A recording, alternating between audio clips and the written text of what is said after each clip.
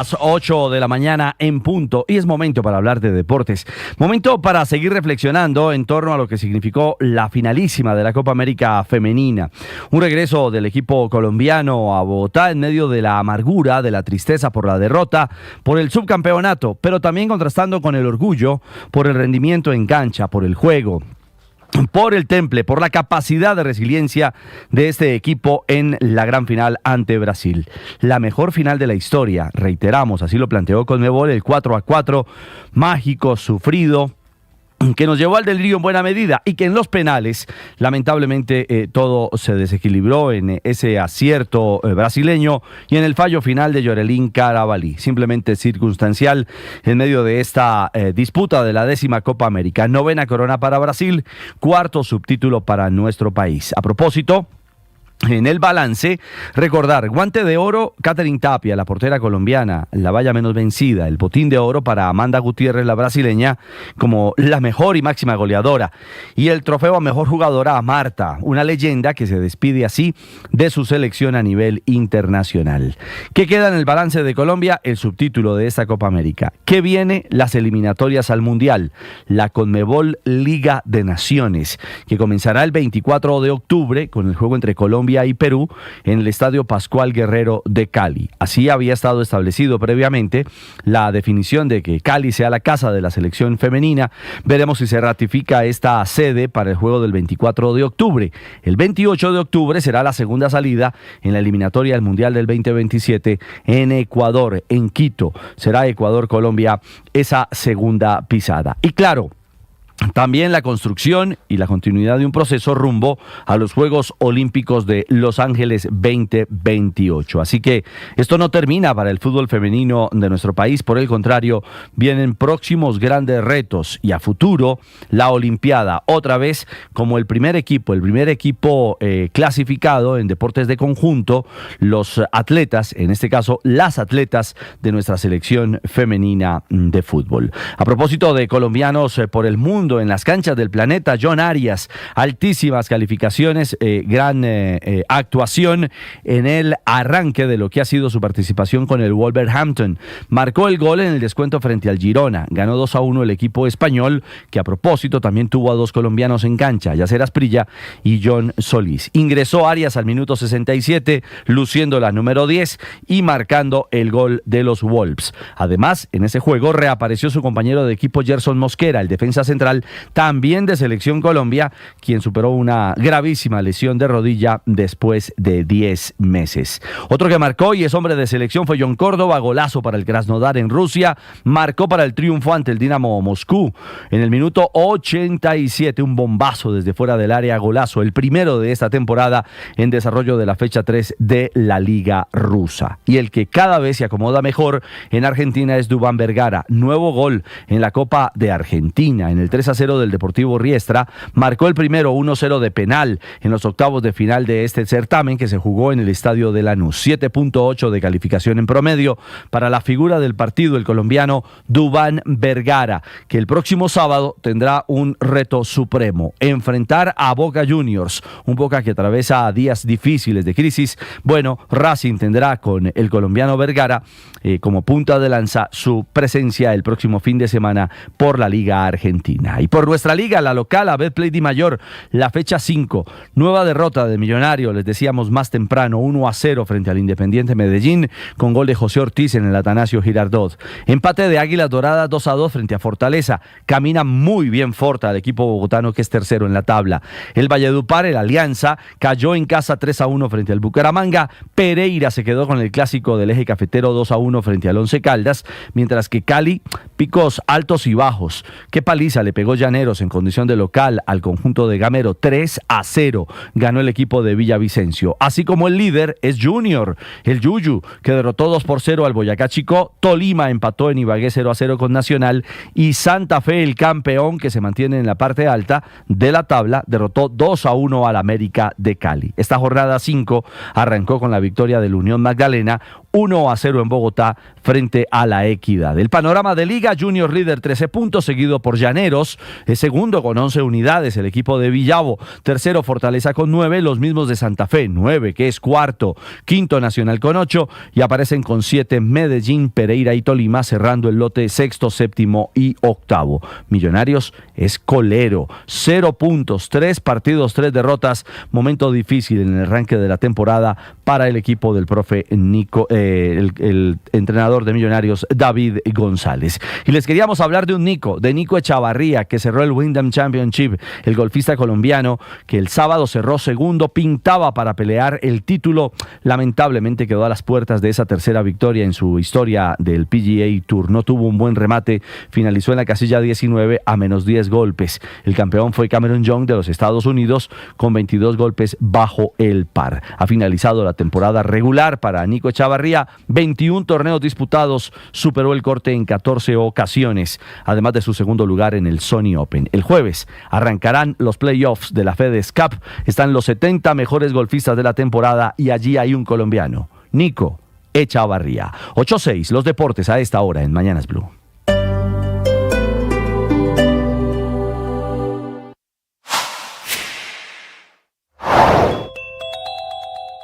Laura Sarabia, hablando de reorganización, será embajadora del gobierno Petro. Fue canciller, salió mal de la Cancillería, pero será embajadora en el Reino Unido, quinto puesto que ocupa ella en el gobierno, que tiene una inmensa capacidad para saltar de puesto en puesto. Fue directora del DAPRE, del Departamento de Prosperidad Social, canciller, jefe de despacho, y en 3 años ocupará un quinto puesto. Repito, será embajadora de Colombia en Londres ante el Reino Unido.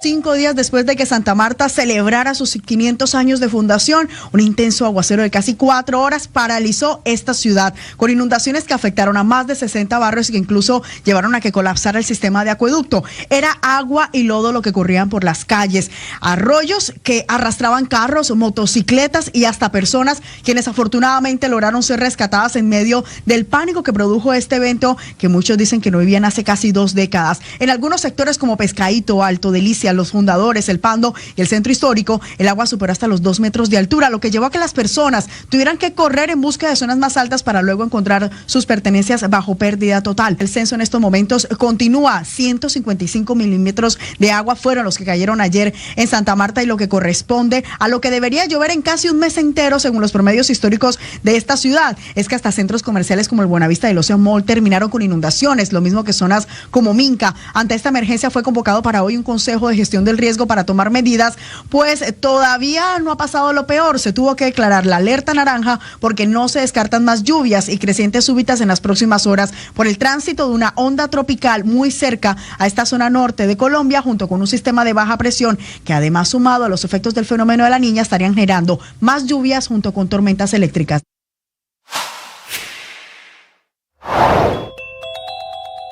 El primer amenazado por convivencia ya salió del gobierno. Solo 5 meses duró como ministro de la Igualdad Carlos Rosero, quien hizo oficial su renuncia horas después de que se publicara que su silla sería ocupada por Juan Carlos Florián, que deja el viceministerio de las diversidades. Aunque es politólogo, Florián, y está terminando una maestría en comunicación política, su nombramiento es polémico por sus antecedentes. Fue actor porno, a ese mundo pertenece, y fue miembro del Sindicato de Trabajadores Sexuales en Francia, donde, dijo el presidente Gustavo Petro, tuvo que irse para proteger su vida. Florián, que es la tercera persona en dirigir ese ministerio, es el hombre que en Francia Márquez se resistió a nombrar en esa cartera, y uno de los tantos motivos por lo que la distancia entre ella y el presidente se marcó. En ese ministerio es donde Juliana Guerrero, la joven rebelde que dice el presidente Gustavo Petro lo acompaña, se consolidó. Blue Radio y bluradio.com. Y hay otro cierre que afecta la vía Bogotá-Tunja esta mañana, en ambos sentidos, por la protesta de campesinos. No solamente está cerrada la entrada a Bogotá por La Calera, también la vía Bogotá-Tunja en este momento. Campesinos del páramo que alegan que el gobierno les ha incumplido acuerdos del paro anterior, y lo repiten desde esta mañana. Jairo Niño. Néstor, muy buenos días. Los saludo desde el sector del puente de Boyacá, en el municipio Venta Quemada, donde los campesinos de Alta Ladera llegaron desde las 4 de la mañana a bloquear esta importante vía nacional que comunica a Tunja con Bogotá. Uno de esos líderes campesinos es don Javier Vargas. Don Javier, ¿por qué llegan nuevamente ustedes a esta movilización? Bueno, por los incumplimientos del acuerdo nacional en lo pactado el pasado 26 de octubre en Bucaramanga, cuando realizamos el paro en el marco de la COP16. ¿Qué les incumplieron? No, nosotros pedíamos algunas modificaciones y derogatorias de algunas resoluciones que atentan, que prohíben la actividad agropecuaria, tanto en zonas delimitadas como páramo, pero además dentro de las reservas forestales de la Ley Segunda del 59. Así que este es un problema no solamente de la provincia de Gutiérrez, sino que es un problema nacional, al excluir muchas zonas de la frontera agrícola y pues que atenta además contra la seguridad alimentaria del país. Muchas gracias, don Javier. Mire, Néstor, le cuento que el trancón en ese momento, perfectamente en ambos sentidos, puede superar los 10 kilómetros. Recordemos que el lunes, hoy ser lunes, viaja mucha gente a la capital del país, se encuentran estas personas en los buses y muy seguramente tendrán que regresar de pronto a Tunja, lo mismo la gente que está intentando llegar a departamentos como Santander o la costa atlántica. Le cuento que también sobre las 7 de la mañana inicia el paro de mineros de carbón, donde se registrarán bloqueos en municipios como Paipa y Sogamoso. Y estas imágenes demuestran el inmenso bloqueo que hay esta mañana allí en la vía entre Tunja y Bogotá. Señor alcalde de Bogotá, Carlos Fernando Galán. Alcalde, buenos días. Muy buenos días, Néstor, a todo el equipo de Blue y a los oyentes que nos acompañan en esta mañana. Alcalde, no es el motivo de la llamada, pero quisiera preguntarle qué sabe usted del bloqueo que hay en este momento en la vía La Calera, entrando a Bogotá por el peaje de Patios. No tengo la motivación, solamente tengo la información. Estamos trabajando para el diálogo con los equipos de gestores y con la policía para atender esta situación. Es fuera de Bogotá, porque es frente a Santiamén. Están protestando, sí, alcalde, dicen ellos, que la vía inconclusa, la perimetral de Oriente, quedó abandonada por el gobierno nacional. Ese es un reto de muchos años. Usted sabe que hubo un problema en esa obra y yo espero que la nación avance en eso. Pero nosotros estamos enfrentando afectaciones a la movilidad en las entradas a Bogotá en muchos puntos por discusiones que no tienen que ver con nosotros. Sí. Alcalde, ¿qué está pasando con el tren del metro de Bogotá que llega el próximo mes de septiembre, dentro de un mes largo? ¿Qué anuncios tiene usted sobre ese tren que ya partió, viene vía marítima de China a Santa Marta tal vez, o a Cartagena, alcalde? Pues Néstor, a ver, le cuento, el tren lo entregaron allá en China en el mes de julio al consorcio Metro Línea 1, digamos, al constructor de la obra del metro. Ese tren viajó de la fábrica de Changchun en China el 25 por tierra, el 25 de julio arrancó y llegó luego al puerto de Qingdao en China. En ese puerto fue embarcado y ayer zarpó el barco hacia Cartagena. La travesía es el primer tren, muy pronto sale el segundo tren, ya están en construcción 14 trenes, cada tren son 6 vagones y se debe demorar de ese puerto de Qingdao a Cartagena más o menos alrededor de 35 días, más o menos. Entonces está llegando hacia el 7-8 de septiembre próximo a Cartagena, luego tomará unas 2 semanas para llegar a Bogotá y estará aquí en Bogotá en el patio taller en la segunda quincena de septiembre. Entonces una gran noticia, avanza el metro, es un metro real que viene ya caminando hacia Bogotá. Estamos muy contentos y gradualmente empezarán a llegar los trenes a partir de esa segunda semana de septiembre a Bogotá hasta completar los 30 trenes, o sea, 180 vagones antes de septiembre del año entrante. Alcalde, ¿esos vagones vienen desarmados? O sea, no, el vagón viene armado, pero no vienen obviamente con ciertas piezas desconectadas que tienen que llegar acá a volverlas a conectar.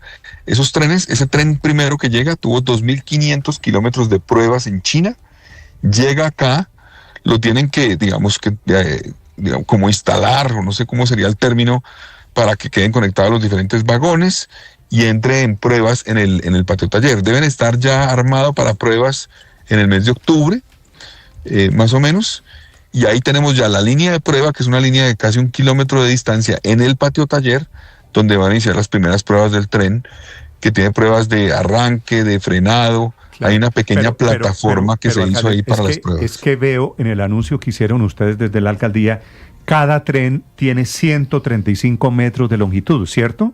Sí, más o menos. Exacto. O sea, 135 son casi 2 cuadras de tamaño. ¿Cómo hacen para meter esos trenes primero en un barco y después de Cartagena a Bogotá, cómo los meten en una tractomula? Sí, es que vienen los vagones separados.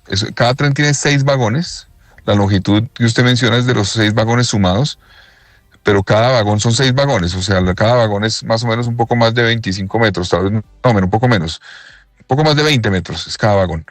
Entonces viene por vagones y aquí llegan y juntan los vagones y terminan de hacer la adecuación básicamente. Sí, pero técnicamente, ¿cómo lo traen hacia Bogotá, alcalde? Porque teníamos entendido que por Buenaventura no se podía justamente por la geografía colombiana. En el caso del Caribe, ¿cómo va a ser la extracción de ese puerto para traerlo a la capital? Bueno, precisamente viene por Cartagena por eso, porque las curvas que se analizaron de la carretera de Buenaventura a Bogotá tienen dificultades para la longitud que tendrán esas camabajas. Son como camabajas que los traen, son unos camiones grandísimos. Cada camabaja trae un vagón. Entonces, para las curvas se requirió analizar bien la carretera y se determinó que era mejor llegar por Cartagena. Entonces, eso es lo que lleva. Entonces, viene un vagón en cada camabaja. Así está. Ahorita ya les mando una foto que me llegó anoche para que ustedes la publiquen de los vagones ya montados en el barco. Ya están montados en el barco.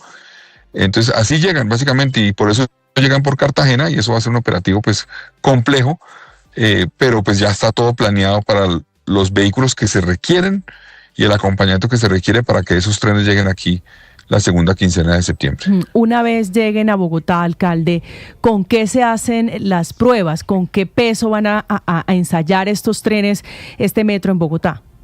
Son diferentes tipos de pruebas, no son solamente, por ejemplo, de peso, sino son diferentes pruebas de cuando arranque, cuando frene, la parada en plataforma, por ejemplo, en el patio taller, en esa línea que les mencionaba de casi 1 kilómetro, está hecho una especie de plataforma similar a las estaciones, pero más corta, más pequeña, para medir todo, para medir eventualmente el frenado de las estaciones, funcionamiento eléctrico, eventualmente, porque vamos a demorarnos haciendo esas pruebas. Claro. Y luego, como les decía, en mayo del año entrante van a ver ya los trenes rodando por la primera parte del viaducto hasta la estación 4, en pruebas también. Estamos hablando de mayo del año entrante, en 10 meses. Alcalde, pero esa primera parte, esas pruebas van a ir por el mismo nivel de altura por el que se está construyendo hoy la estructura del metro, es decir, lo único que cambia es el recorrido, que sería solamente de 1 kilómetro. No, las primeras pruebas son en el patio taller, en una línea de prueba que hay en el patio taller. Sobre tierra, digamos, a nivel del piso. Exactamente. A nivel del piso. Entonces, ahí se hacen las primeras pruebas. Sí. Y en mayo del año entrante se podrán hacer ya las pruebas en el viaducto hasta la estación 4, más o menos, que está un poco antes del compensar de Kennedy. Entonces, en mayo del año entrante, que repito, es en 9 meses, ya la gente estará viendo los trenes rodando por la primera parte del viaducto en pruebas. Sí. Alcalde, ¿a qué altura está ese viaducto? Alrededor de 14 metros. ¿Y cómo van a subir los trenes al viaducto?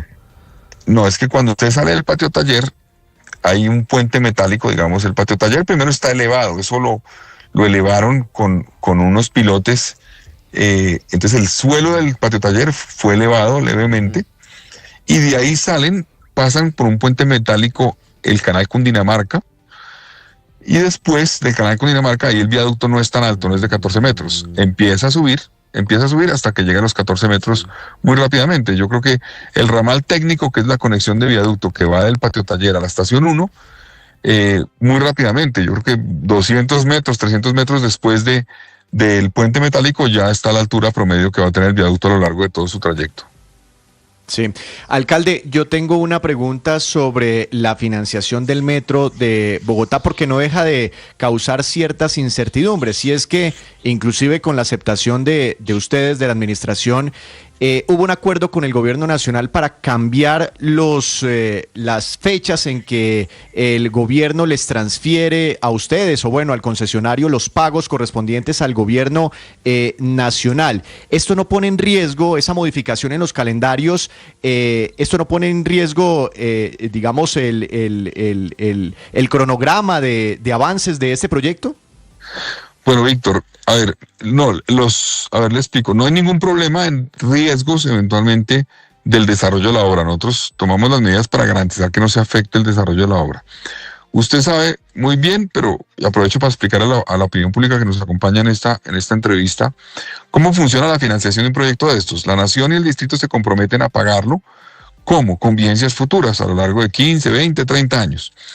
Entonces, la Nación se compromete a aportar cada semestre, en este caso, cada semestre, hacer un aporte cada año hasta completar los aportes totales. Desde que yo llegué, la Nación ha dado 3 aportes, en enero del año pasado, en julio del año pasado y en enero de este año. Y eso es una obligación de ley, en cierta forma, de contrato, porque está firmado un convenio de cofinanciación que es un contrato, que obliga a las partes. Y así se ha cumplido. La Nación tiene, y usted sabe mejor que yo, un reto fiscal en este año, el año entrante, complejo. Nos pidieron ayuda. Entonces nosotros dijimos, nosotros podemos mover inicialmente el aporte de julio de este año a octubre. ¿Para qué? Para que la Nación pueda hacer todos los trámites que nos permitirán a nosotros, a Bogotá, asumir los créditos por $1.485 millones para traer esas vigencias futuras de los próximos años, para poder financiar la obra durante el próximo 2 años, que es cuando va a ser más intensiva en recursos la obra. Para que se haga una idea, Víctor, este trimestre que terminó de abril, mayo y junio, hubo un pago de la empresa Metro a Metrolínea 1 superior a los 700.000 millones de pesos, más o menos. Este tercer trimestre del año, el pago va a ser más de 900.000 millones. Entonces nosotros llegamos a un acuerdo donde ellos nos ayudan a traer esos créditos, a aprobarlos, banca multilateral. Y si eso se logra de aquí a octubre, nosotros podemos mover ese aporte que la Nación tenía que dar en julio, ya no a octubre, sino al año siguiente. Y eso libera espacio fiscal. El cálculo con los movimientos que hicimos es que a la Nación le libera espacio fiscal por 1.7 billones de pesos entre este y el próximo año. Al distrito le permite traer los 1.500 millones de dólares del crédito de banca multilateral, que son más de 6 algo billones de pesos. Y nos permite a Bogotá, adicional a eso, que la Nación nos dé, porque lo pedimos, un aporte con vigencias futuras por más de 940.000 millones de pesos para flota nueva de Transmilenio eléctrica. Vamos a adquirir 269 buses articulados y biarticulados eléctricos para el sistema y los vamos a financiar entre el distrito y la Nación. Con este acuerdo se puede hacer todo eso. Ok. Alcalde, una pregunta final sobre el metro. ¿Cuál es el rollo que hay alrededor del diseño de las estaciones? Que creo que hay un desacuerdo entre Bogotá y la Nación. Néstor, pues todavía, digamos, al parecer estamos llegando a un acuerdo. Es decir, cuando yo llegué también me encontré con un diseño de estaciones, pues que yo considero no cumplía las expectativas en términos del impacto urbanístico alrededor de lo que se va a desarrollar en esos puntos. Y nosotros vimos pues un diseño que era bastante limitado, digámoslo así. Entonces, tanto IDPC, que es el Instituto Distrital de Patrimonio de la Ciudad, como otros actores nos manifestaron, busquemos modificar esa fachada de las estaciones. No es la estructura, sino es solamente la fachada.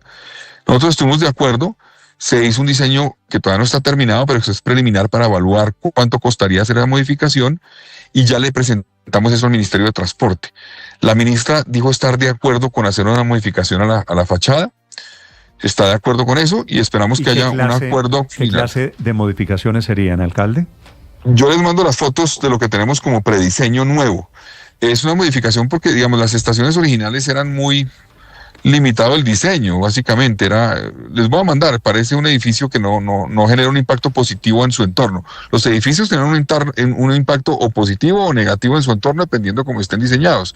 Estos no tenían un impacto positivo realmente. Entonces, eso cuesta una plata, sí. Sin embargo, nosotros hemos logrado unas eficiencias en el proyecto, es decir, plata que estaba contemplada, por ejemplo, para predios, se ha utilizado menos de la proyectada. Entonces, en el convenio con financiación, ahí hay plata disponible que podemos mover de un eventualmente rubro a otro, y de esa forma no se aumenta el costo del proyecto en general, pero sí movemos recursos dentro del proyecto para poder cubrir un costo adicional con un diseño que es distinto. Yo les mando fotos ahorita para eso. Aquí creo que las estamos viendo. Esas que son planas, esas son las feas. Estas que son iluminaditas, estas serían las bonitas. Es el alcalde de Bogotá hablando de las novedades sobre el metro de Bogotá. Néstor, déjeme hacerle una pregunta, ahora sí, final al alcalde. Señor Felipe, la última. Alcalde, ¿qué va a pasar con el tema de los indígenas en el Parque Nacional? Porque, pues usted bien lo sabe, ayer vimos que hicieron una fiesta y a los niños indígenas totalmente borrachos. Pues mire, Felipe, estamos trabajando por una parte en que se logre en este mes de agosto un retorno importante de indígenas a su territorio. Y me estoy refiriendo a los que quieren retornar, no es un tema que estemos promoviendo para que se vayan, sino el 80% de ellos quieren retornar y no han tenido las garantías por parte de los diferentes actores, particularmente la nación, para poder retornar a su lugar de origen, que es principalmente el Chocó y Risaralda. Entonces, espero, y se está avanzando entre Isabelita Mercado y el equipo de la Unidad de Víctimas, en un acuerdo de apoyo para garantizar que se pueda avanzar en el retorno de este mes de un número significativo. Pueden ser más de 1,000. Ahora, ¿dónde están los indígenas? Hay una parte, como usted lo menciona, del Parque Nacional Costado Norte, al norte entre la 39 y la Javeriana, y abajo de las canchas que hay encima del tanque del acueducto, ahí hay una parte. Otros están en La Rioja, en la UPI de La Rioja. Las canchas de tenis. Sí, exactamente. Otros en la UPI de la Rioja y otros en la UPI de la Florida. Entonces, a mí me preocupa mucho, y los equipos han estado presentes ahí, lo que ha ocurrido con menores de edad. Efectivamente hay consumo de alcohol, hay violencia, hubo agresiones entre ellos este fin de semana, al parecer agresiones a menores, a mujeres.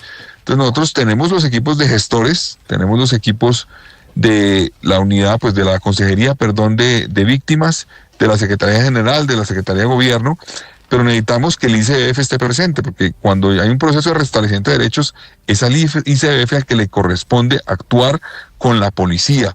Entonces nosotros, y aprovecho la entrevista que ustedes me hacen, para pedirle al ICBF mayor presencia, acompañamiento y apoyo en esa vigilancia que hacemos de los entornos en el Parque Nacional y en el punto donde están ellos, y también a la policía. Debo decirlo, lo he dicho, se lo dije al coronel Fajardo, que está encargado de la metropolitana, necesitamos más apoyo allí de la policía, porque cuando hay violencia, cuando hay agresión, cuando una persona entra a agredir dentro de la misma comunidad o a alguien externo, es fundamental actuar inmediatamente. ¿Es cierto, alcalde, que descubrieron los niños estaban borrachos?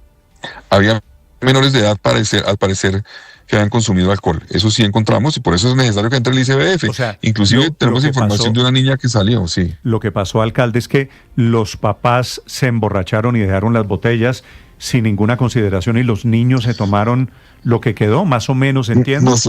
No sé cómo sería, pero sí tenemos información de los gestores que estaban en territorio, que había niños en estado de alicoramiento. ¿Y usted tiene la cifra de cuántos niños alicorados? No la tengo aquí, pero había un grupo, entiendo que era un grupo. ¿De qué edades más o menos, para entender? Menores de 14 años. Imagínese usted. Alcalde, ¿y el ICBF, usted nos dice, no está haciendo presencia en el lugar? No ha sido suficiente, ha sido difícil, necesitamos más presencia. Entonces, porque eso es muy complejo, hay que entrar. Ese sitio no puede ser vedado para las autoridades, no puede ser que los indígenas no dejen entrar a nadie, tienen que entrar la policía, tienen que entrar las entidades. ¿Hoy sigue vedado, alcalde? No, nosotros hemos entrado, y el choque es un poco por eso, porque nosotros estamos entrando, entonces hay choque porque algunos de los miembros de la comunidad no quisiera que entraran las autoridades, pero tenemos que entrar salud, entrar integración social, la consejería, todos tenemos que entrar pensando en cómo garantizamos los derechos de los menores que están ahí, que es la prioridad. Sí, y esos indígenas pueden rumbear, deshacer, emborracharse, a pesar de que están en un predio del distrito? No, pues en principio no se puede tomar eventualmente alcohol en espacio público, y por eso yo le pido, repito, aquí a la policía actuación más contundente en ese punto. Pero yo estoy dialogando con la policía, no es un tema que digamos no hayamos discutido en persona, pero creo que en este momento, por lo que está ocurriendo allí, se requiere un esfuerzo de todos, incluido nosotros, mayor, para atender esta situación y vigilar que no se violen los derechos de los menores allí. Increíble eso de los indígenas en el Parque Nacional, niños embriagados, alicorados, allí producto del desorden de la rumba del fin de semana. Alcalde Galán, gracias por estos minutos. Muchas gracias a ustedes. Carlos Fernando Galán, alcalde de Bogotá, compartiendo la buena noticia, Felipe, que no le debe parecer tan buena al señor presidente, y es que ya vienen en camino los vagones para el metro de Bogotá y su primera línea. ¿Se acuerda que hace muchos años comentamos que dije yo me voy a morir sin ver el metro de Bogotá? Felipe, de pronto no. Pues va a montar el metro. No, ya estoy seguro que le aguanto el añito. Felipe, estamos hablando de que cada vez está más cerca el metro Así de Bogotá. es. Qué cosa tan buena. No, pero es que usted ya va por la carrera 30, por ejemplo, y en el cruce con la autopista sur, que eso es saliendo de Santa Isabel y esa zona, usted ya ve que viene el viaducto, o sea, ya está llegando sobre la carrera 30 y debe cruzarla, pero ya está llegando, no se quedó en Bosa, sino que ya se ve una obra mucho más adelantada. A estas alturas, Felipe, solamente... Pero no, y por la Caracas también en la zona de Chapinero. Y por la Caracas también, claro, o sea, se van a unir en un punto. Claro. Solamente, Felipe, hay un colombiano que cree que esto es un metro de cartón, no que esto es un metro de render, que es el señor presidente. Sí, bueno.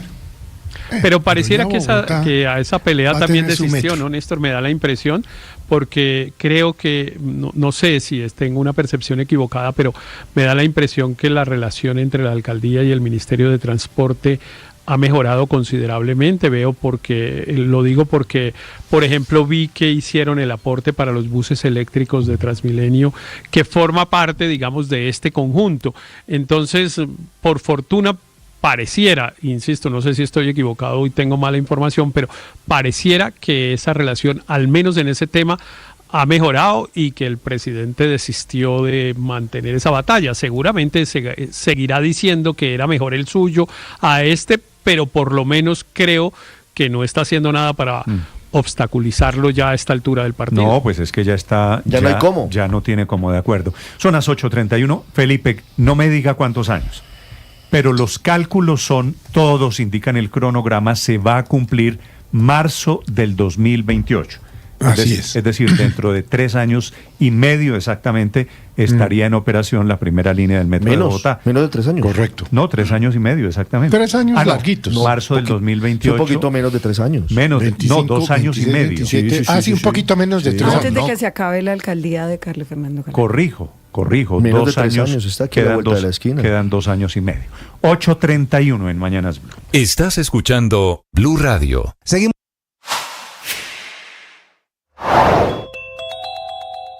¿Qué pasa con la ETV? La ETV es como una madre soltera. ¿Sí? ¿Cómo así? Sí. Lo que pasa es que la madre soltera cada 4 años se levanta un novio diferente y los hijos dicen, llegó el nuevo padrastro. Y cada 4 años con un padrastro diferente y cada padrastro quiere hacer cosas diferentes. Toda una polémica se ha generado en medio de un debate de control político que se le hizo al presidente de ETV, Diego Molano, en el Consejo de Bogotá. En medio de su intervención, el Ejecutivo lanzó un comentario que han tildado de machista al comparar la gestión de la compañía con las madres solteras. La presión fue tal que Molano tuvo que disculparse en un video publicado en redes sociales. Ratifico mis excusas por haber utilizado esa expresión y seguiré trabajando para que con la tecnología las madres, cabezas de familia de todo Colombia tengan más oportunidades.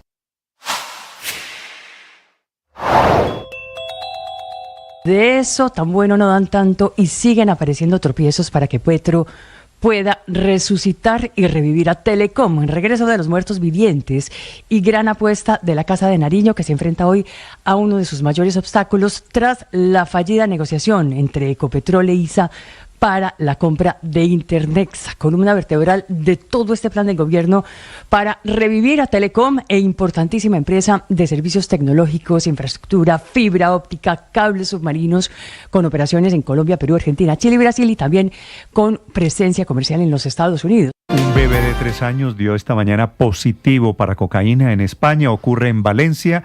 Acaban de detener a un hombre y a la mujer, aparentemente los padres del bebé. No solo dio positivo para cocaína, un niño de 3 años, por supuesto, increíble, sino también para hachís. Desde España, Enrique Rodríguez.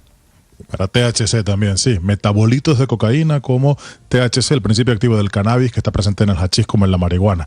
Eso es lo que encontraron los médicos del Hospital Público La Fe de Valencia cuando este niño fue llevado al servicio de urgencias de ese hospital tras haberse quedado rígido y sufrir convulsiones súbitas. Los médicos, nada más llegar al servicio de urgencias, advirtieron que los síntomas eran compatibles con una intoxicación, un cuadro agudo de intoxicación por consumo accidental de estupefacientes. Así que en el momento momento interrogaron a los padres acerca de la posibilidad de que el pequeño hubiese estado expuesto a algún tipo de droga. Los médicos finalmente trataron al bebé, que se encuentra ahora mismo internado en el hospital, pero que se encuentra en buen estado, y los médicos, una vez tratado al bebé, pusieron esta circunstancia en conocimiento del juzgado de guardia, quien ha consignado a la Policía Nacional para que investigue a estos dos progenitores, que tienen, como digo, 46 y 26 años de edad y están a la espera de que el juzgado los llame a declarar bajo la acusación de un delito de abandono de menor y otra contra la salud pública por la posesión de esa droga. Estas acusaciones son especialmente graves, la última sobre todo, al ser un menor de edad el que ha tenido acceso a las drogas. En España no existen registros oficiales que cifren la cantidad de intoxicaciones en menores provocadas por exposición pasiva a las drogas. Sin embargo, el Observatorio Español de las Drogas y las Adicciones calcula que un 23% de los menores de 1 a 5 años, es decir, en el rango de edad donde se encuentra este niño, están expuestos de forma casi crónica a cocaína y otras sustancias tóxicas. Repito, un 23%, Néstor. Enrique, gracias. 8 de la mañana, 35 minutos. Está trinando esta mañana, Felipe, el presidente Gustavo Petro sobre el anuncio del presidente Trump de los Estados Unidos, que dice estar listo para utilizar armas nucleares intentando asustar a Rusia. Por supuesto, el señor Trump jugando con fuego. Dice el presidente Petro hace algunos segundos, no se puede chantajear a la humanidad con el poder de destruirla. En esta, me parece, Felipe, Petro, el presidente de Colombia, tiene toda la razón. ¿No es verdad? Lo que están haciendo Trump y Putin otra vez con armas nucleares es francamente increíble. Sí, el mundo no debe ser... Lo que está pasando en Gaza y todo esto, pues esto, es decir, Néstor, eso no tiene palabras. Y en Ucrania, por supuesto. El mundo no debe ser gobernado a partir del poder de la destrucción total, dice el presidente Gustavo Petro. Se refiere a las amenazas que se están cruzando esta mañana sobre Rusia todo las del presidente Trump, que fueron muy duras el viernes pasado, Néstor. El presidente Petro hoy tiene, por supuesto, muchas reuniones privadas, pero en su agenda oficial tiene Consejo de Seguridad Nacional y luego Consejo de Ministros. Todavía no nos dicen si será televisado o si será privado. Hay dos temas en los que uno quisiera, lo que está pasando en el sur de Bolívar. Ahí yo espero que pronto el señor presidente hay más de indique 5.000 familias confinadas, 7.000, desplazadas. 7.000. Y dos, ojalá pronto algo sobre Santa Marta, porque la situación de Santa Marta me escriben todos los amigos, todas las personas. Está se necesita ayuda urgente. Muy difícil la ciudad. El presidente Petro está en el tema de la guerra nuclear. 8 de la mañana, 36 minutos. Tan grave es el cruce de mensajes entre Rusia y Estados Unidos que Putin, el presidente de Rusia, parece el prudente después de la movilización de submarinos nucleares que ha ordenado el presidente Trump. Desde Washington, Juan Camilo Merlano. Néstor, 2 submarinos nucleares fue los que ordenó el presidente de los Estados Unidos movilizar la semana pasada por cuenta de una serie de comentarios del expresidente de Rusia y miembro del Consejo de Seguridad Nacional de Rusia, Dmitry Medvedev, quien incluso refiriéndose a las capacidades nucleares de Rusia, le aconsejó a los Estados Unidos y al presidente Trump imaginarse una especie de escenario apocalíptico como el de la serie estadounidense The Walking Dead, la de zombies. Pues el presidente Trump respondió a estos comentarios ordenando la movilización de 2 submarinos nucleares a, abro comillas, las regiones requeridas. No ha dicho el presidente Trump a qué regiones concretamente movilizó estas capacidades nucleares, pero en las últimas horas le preguntaron si ya estaban allí y él dijo que ya se encontraban en la posición necesaria. El Kremlin en las últimas horas, a través del portavoz Dmitry Peskov, trató de restarle gravedad a la orden del presidente Trump. Dijo que son momentos muy complejos de asuntos muy sensibles, los cuales están siendo discutidos, y que muchas cosas obviamente se toman de manera muy emocional o se perciben de manera muy emocional, y que hay que guardar mucha prudencia frente a este escalamiento del lenguaje. Ahora bien, el escalamiento del lenguaje no ha sido directamente con funcionarios de la administración de Vladimir Putin, sino con el expresidente Dmitry Medvedev, quien a través de sus redes sociales, concretamente Telegram, se ha venido ventilando amenazas, si se quiere, en contra de los Estados Unidos o destacando las capacidades nucleares de Rusia. También hay que destacar que el día miércoles llegará a Moscú Steve Witkoff, quien es el el enviado especial del presidente Trump para misiones especiales y estará reunido, se espera, con funcionarios del Kremlin. Recordemos que el día viernes se vence ese margen de tiempo o esa fecha límite para que Rusia pueda avanzar en un acuerdo con Ucrania. De lo contrario, se tomarán o se materializarán sanciones en contra de Rusia, según lo que ha prometido el presidente Donald Trump. Entonces hay mucha atención de cara a esa reunión el día miércoles y si se puede llegar a algún tipo de acuerdo en Ucrania que evite la imposición de sanciones el día viernes, Néstor. Estás escuchando Blue Radio.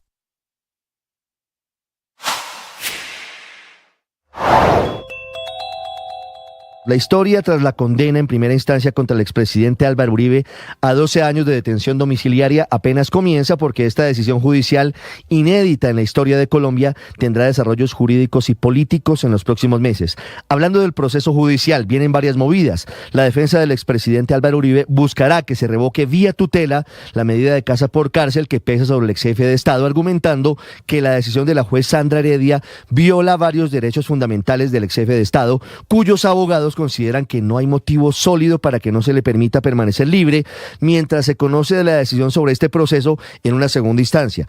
Pesa en contra de esta solicitud un artículo del Código Penal que dice que una persona que ha sido detenida a lo largo del proceso no tendría derecho a este beneficio.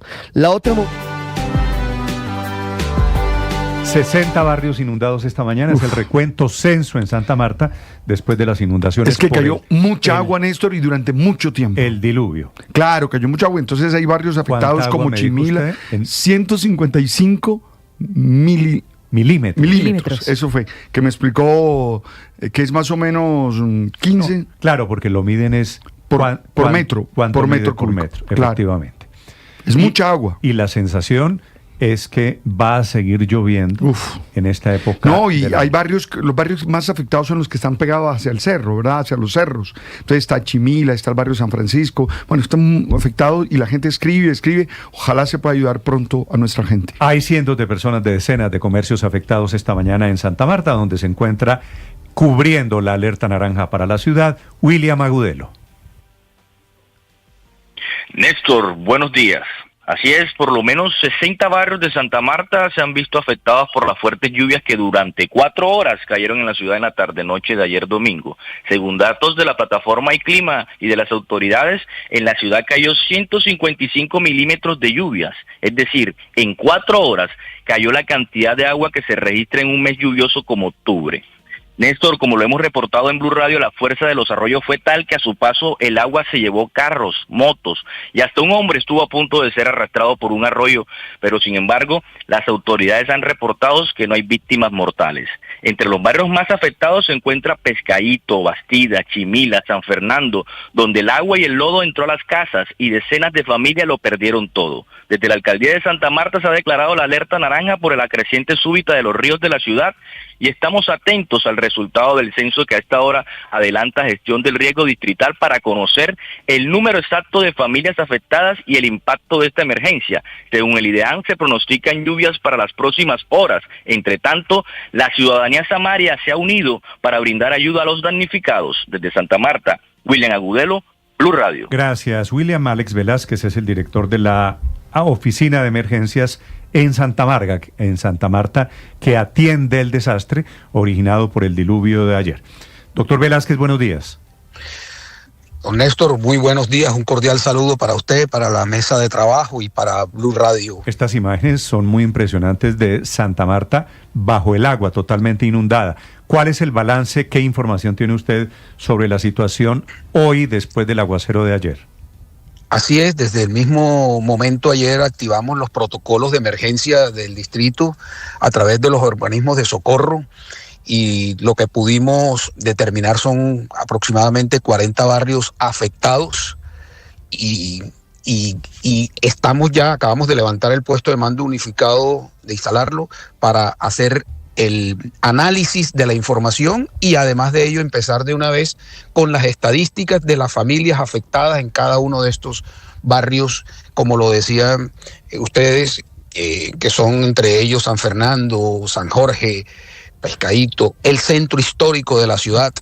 Colapsó el sistema de acueducto y de alcantarillado de la ciudad. Afortunadamente no tenemos víctimas pero sí tenemos personas afectadas con sus enseres, con sus vehículos, con sus viviendas, y es la disposición que ha tenido el alcalde de la ciudad en hacer de una vez un consejo de gobierno a las 9 de la mañana para entrar a actuar con la maquinaria amarilla y unas solicitudes que nos ha hecho la empresa prestadora de servicios públicos, SMAR, que no tiene la capacidad, hoy se encuentra intervenida precisamente esa empresa por el gobierno nacional a través de la superintendencia, y que no tiene la capacidad para absolver la situación que se presenta de colapso, tanto del alcantarillado Velázquez, como del acueducto. ¿Qué tanta agua cayó? 155 mililitros cayeron en 3 horas aproximadamente. Muchísima agua, lo que caería aproximadamente en casi 2 meses, mes y medio. ¿En 4 horas cayó el agua de 2 meses? Así es. Sí. Así es, muchísima agua. Colapsaron 3 viviendas, quiero decirles que colapsaron 3 viviendas, 2 en el Cerro de las Tres Cruces y una en Villatabla. Pero no hay personas heridas, no hay personas, no hay damnificados como tal, hay afectaciones solamente de viviendas y de vehículos y enseres. Sí, ¿y va a haber algún tipo de ayuda, doctor Velázquez, entendiendo que desde los barrios luego, que se hacen son barrios populares, es gente de escasos recursos en su gran mayoría, como por ejemplo Pescadito, gente, por ejemplo, que perdió la nevera, sus enseres, sus electrodomésticos? ¿Hay algún tipo de ayuda para esa gente? Claro que sí, desde luego que sí, estamos en todo el trabajo para precisamente ayudarles a estas personas a recuperar y a restablecer la normalidad.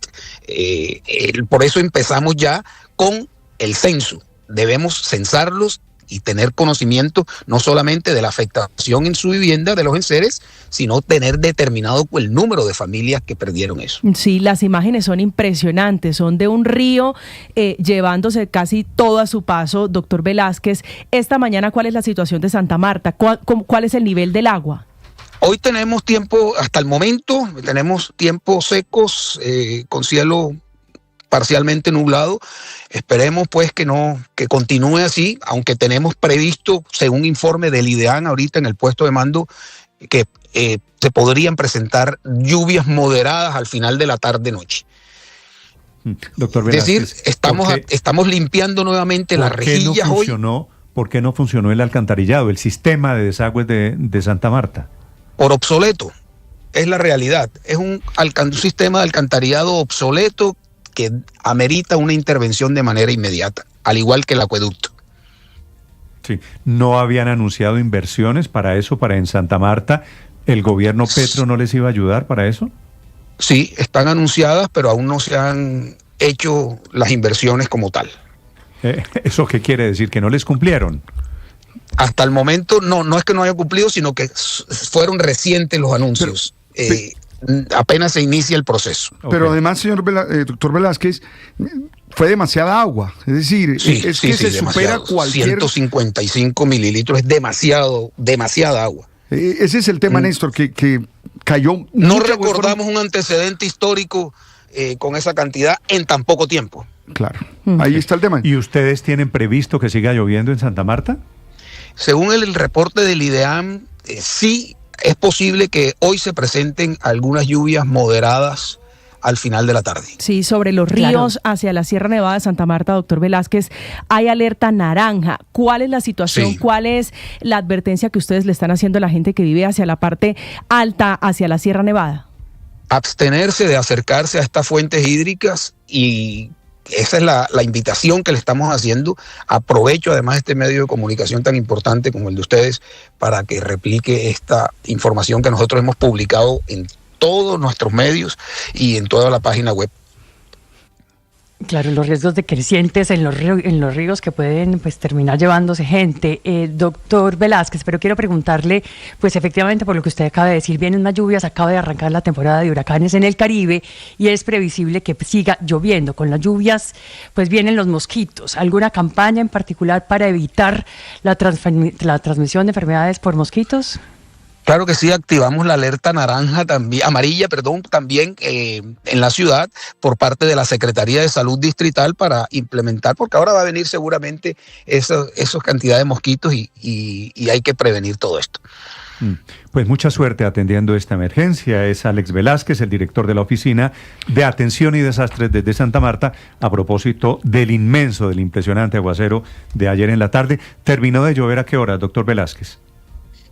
Como a las 9 de la noche aproximadamente ya escampó pero fue muy, muy, muy fuerte el aguacero. Y además con tormentas eléctricas. Sí, la zona más afectada es hacia la Sierra Nevada.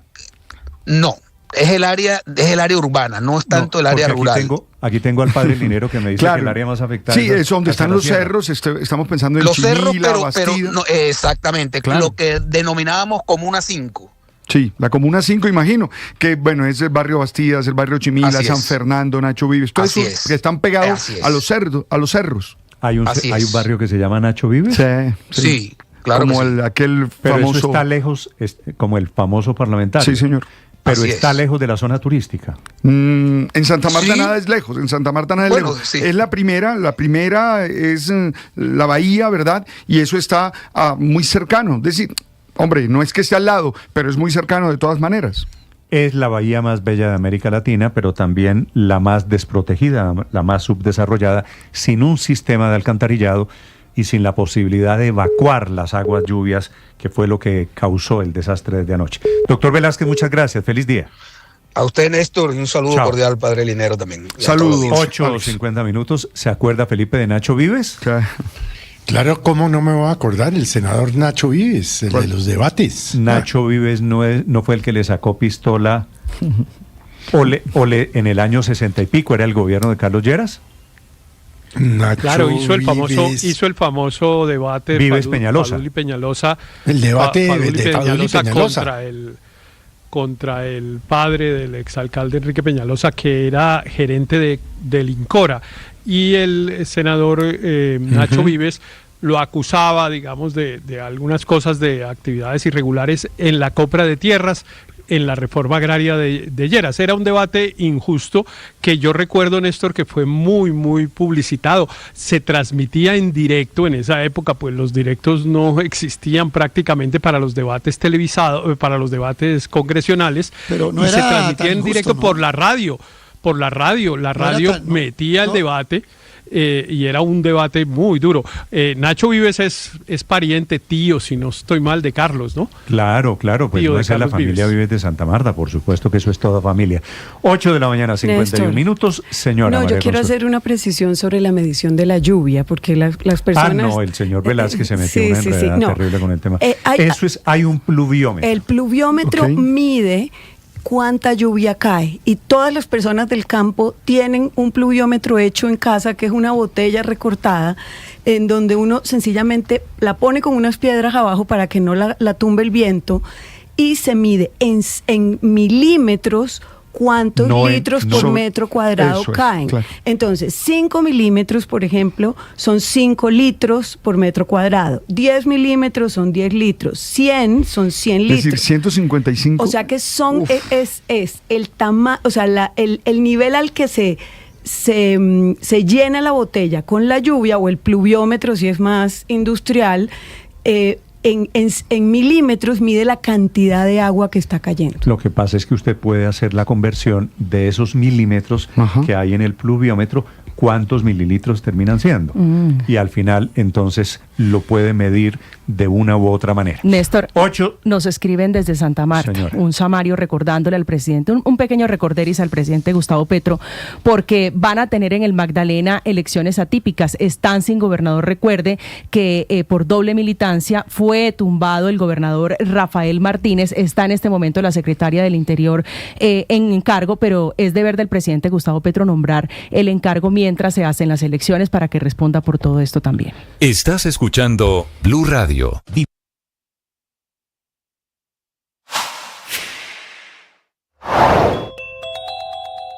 Enfrentamiento entre el senador Iván Cepeda con el hijo del expresidente Álvaro Uribe, Tomás Uribe. Este fin de semana le respondió a Tomás sus mensajes en redes sociales, mensajes en los que Tomás Uribe invitaba al senador Cepeda a entregarse a autoridades de Estados Unidos por sus vínculos con las FARC. Dice Cepeda que si quiere se ven en los juzgados como ya se vio con su papá. Es decir, Cepeda está en plan de desafiar. Tomás Uribe ha cobrado mucha más visibilidad en este caso, después de que el viernes la juez Sandra Heredia cuestionara la gallardía de los hijos de Uribe, que publicaron antes de la audiencia que la condena, la sentencia completa, iba a ser de 12 años de cárcel. No le gustó que eso sucediera y termina la juez acusando de falta de gallardía a los hijos del expresidente Álvaro Uribe, es decir, metiéndolos al río. Y lo que pasa en las bolsas se lo cuenta Mañanas Blue. 8 de la mañana, 54 minutos. El fin de semana hubo pronunciamiento del Fondo Monetario Internacional tras la radicación del presupuesto general de la Nación del otro año ante el Congreso, los anuncios de una nueva reforma tributaria y los nuevos cambios en los planes fiscales del gobierno nacional. Un equipo técnico del FMI completó la misión del artículo 4 sobre Colombia y dentro de sus conclusiones expuso que la economía enfrenta un panorama complejo porque si bien el crecimiento del PIB se ha fortalecido y la inflación ha disminuido, persisten los desafíos fiscales y la inversión privada se mantiene moderada. El fondo le atribuye la reducción de la inflación hasta por debajo del 5% a las políticas del Banco de la República y esos aspectos fueron destacados positivamente, así como la caída del desempleo. Pero una buena parte de sus comentarios se enfocaron en la situación de las finanzas públicas, el levantamiento de la regla fiscal, el crecimiento de la deuda y el déficit fiscal, lo que para el fondo subraya la necesidad de realizar esfuerzos sostenidos a mediano plazo para estabilizar las cuentas nacionales, pero reconoce que la incertidumbre en torno a la implementación de políticas y reformas podría frenar aún más la inversión y claro, también hay aspectos internacionales que le podrían pegar al crecimiento económico. Estos pronunciamientos son relevantes teniendo en cuenta que hace unos meses el Fondo Monetario nos puso matrícula condicional sobre la línea de crédito flexible otorgada a Colombia por más de 8.000 millones de dólares. Ahora será el directorio del FMI el que evaluará este informe elaborado por su equipo técnico. En más información, también se conoce el resultado del mercado de las motocicletas en Colombia en julio. Ya les habíamos contado que las ventas de vehículos fueron las más altas de este año y en el caso de las motos se comercializaron 112.214 unidades con un crecimiento impresionante del 56,5% y esta es la mayor venta mensual de motos en la historia de Colombia, de acuerdo con el balance entregado por Fenalco y por la ANDI. Nunca antes se habían vendido en un solo mes más de 112.000 motos nuevas en nuestro país. En mercados, el dólar arranca con una tendencia bajista. A esta hora cae 33 pesos en su cotización promedio. Se ubica en 4.096 pesos. Mínimo de la jornada, 4.086 pesos. 8 de la mañana, 56 minutos. Escribe Felipe en Twitter el presidente Gustavo Petro hace algunos segundos,